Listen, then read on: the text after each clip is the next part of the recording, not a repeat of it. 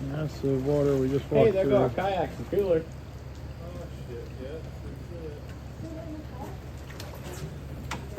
Those are our kayaks. That's what we walked through.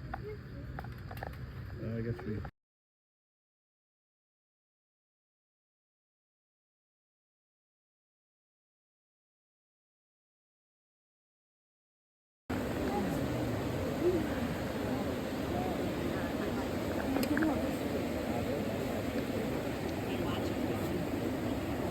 Your watch is gone? It's one. Don't worry.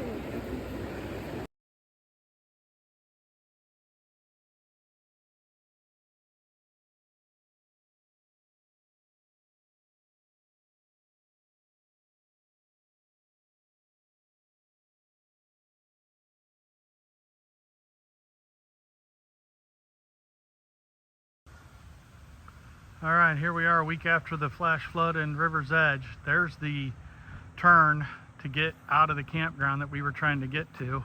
You can see through these trees here the road to higher ground on the other side.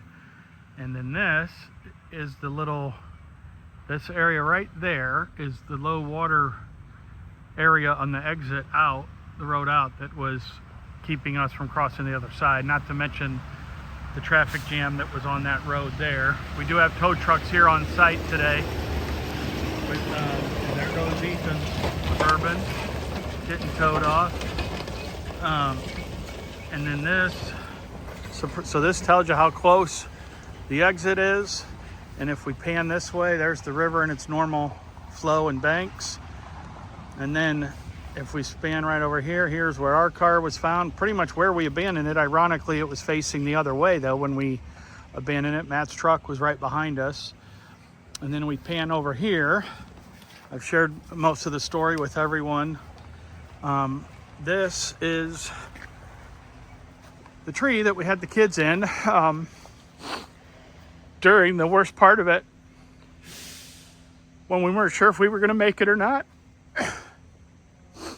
Sorry, still pretty emotional. Surprisingly, the tree is still here. So who knows? We were trying to see the water line of how high it got. We can't really tell. And then now you can see a better view of the road. There were, you know, as the kids were calling for help, there were people on that road that could hear us. In fact, one of the guys just drove by us and was talking to us about how he could hear our kids. But you can also see how deep, I'll try to zoom in here. This was all full of water, so we would have not been able to, we knew there was a ravine, ditch, whatever you want to call it, all that was completely overcome with water, so there was no way we were getting the other side. And then I will show you all, I think we just closed it all up, but show you what the inside of the Santa Fe looks like. Water. It's a nice stench to it also that obviously you can't smell. We did take these seats down, but you can see how high the water got inside the SUV and how it is completely totaled. It's going to be getting towed out of here in a little bit. We just talked to the tow truck driver. And then you can see here where we eventually decided to walk back to the camp store, which I say walk, that's the roof of it that had collapsed. We were able to walk along this tree line to what eventually was our safety, but I'll pick that up in a little bit. It is worth noting, this is the car we drove down here today, Oma's car. This was, again, the road we were trying to get out of, but where the Santa Fe and Matt's truck, we ultimately were on higher ground. And you can see here, Lucian's truck was about right here, and it got washed into the trees down here. And as we're standing here, you can see that I just panned over to Oma's car, so without me moving the camera, which I'm doing now, this is pretty much at my waist. And the water where I'm standing now was about to my knees, so you can see how that road was completely impassable. Okay, some more perspective. You can see the Santa Fe back there in the tree line. And when we ultimately got the kids out of the tree and decided we couldn't go to the higher ground road and we were gonna have to wade upstream through the rising water. We told the kids we were going to stay by the tree line, and this is the tree line we stayed on. It got to be about probably shoulder deep around this area here. We stayed by the tree line, and then once we got to about this spot here, I think, we just cut straight across to where the camp store sits now. That we decided we were going to stay along the tree line, mainly to stay out of, I mean, it was still high current, but we knew if we tried to go and made a beeline to the camp store, the water was just rushing too fast. So that's some perspective there. Okay, so now we're at the camp, what the remains of the camp store, the general store at Twin Rivers. This is where we ultimately, our first place of refuge, where the Water Patrol Swiftwater Rescue Team found us. Now, the amazing thing about this is the foundation of the store. So you can see the force of the water.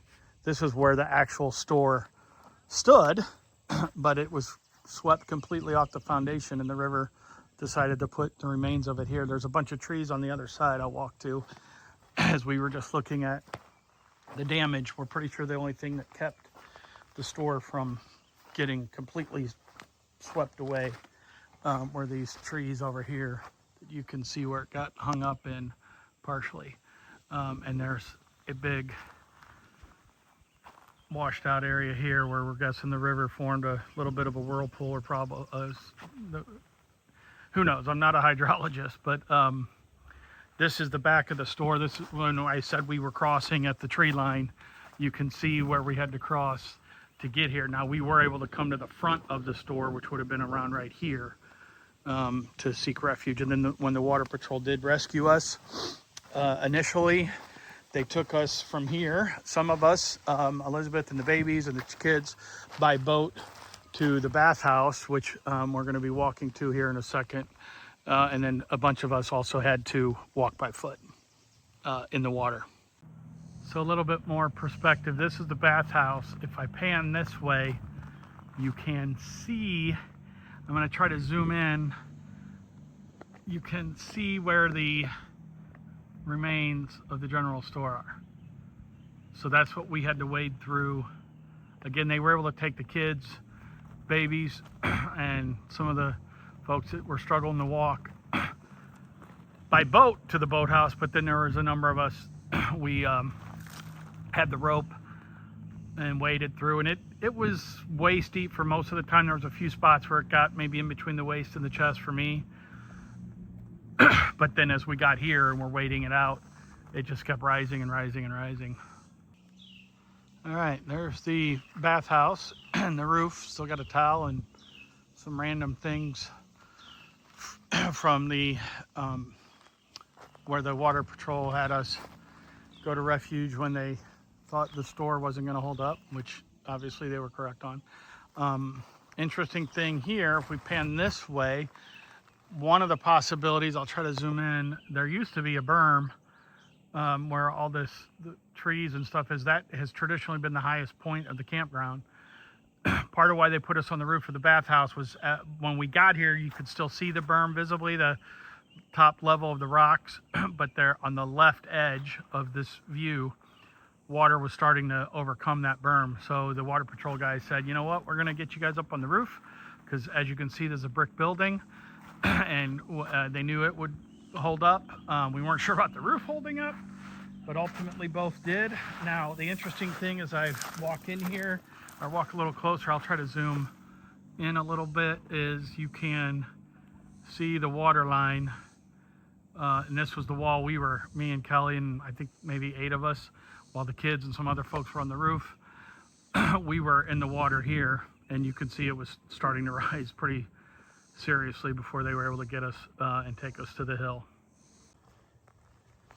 This is what remains of Larry and Keith. That's Larry's pop-up, Larry and Annette's, Keith and Jenny's camper. This is what remains of their campsites. I don't know their numbers, but our campsite, well, I'm going to walk to in a second, was right over here, campsite 45. And if it wasn't for Larry knocking on my camper door at 2:30 in the morning, telling us we got to go, river's rising, I don't know what would have happened. There's campsite 45 sign. This was the power we were plugged into, the electric. There's remnants of our canopy. That's about the only thing left from our camper, which would have been parked, I guess, over here. These trees are kind of confusing me. But we had the electric running okay, and you can just see how everything on this side, just there's an uprooted tree there. I guess the camper would have been around right here. Yeah. And all of our stuff, these are not our bikes. I don't know where they came from, but none of that matters, right? Because we're all alive. Okay, so we've been coming down here for, Kelly's family been coming down here about 4 years. I've been coming down about 20. There's our site again. You can see the bikes. Need to zoom in a little. But I wanted to just show you on a normal day, because the river's already back to its normal flow, and it might even be a little bit up, but this is what it's all about. This is why we come here every year. And this is how far away the river is from our site. So needless to say, all this was underwater. And then, like I said, when Larry knocked on the door at 2:30, there was already water in the campground. At that point, we thought we could still evacuate, but obviously we couldn't. But she's a thing of beauty, that Black River, and that's what it's all about. Okay, we're back at the river now, and I said from up a hill, it's back to its normal. You can see, anybody that's been coming down here knows it's still, I'll say high, not flood high, but I'll look at the gauge when we get back home. But normally it's not flowing this fast, and it's not completely, you could walk from one end of one side of the other to the other bank relatively easy, which I don't think you could do here today. In the dark water rising, dark water churning, dark water rising, 3 at a time in the boat, everybody else just prays. Nobody played the hero out there, but every soul was one, did what needed doing, and passed the glory to God.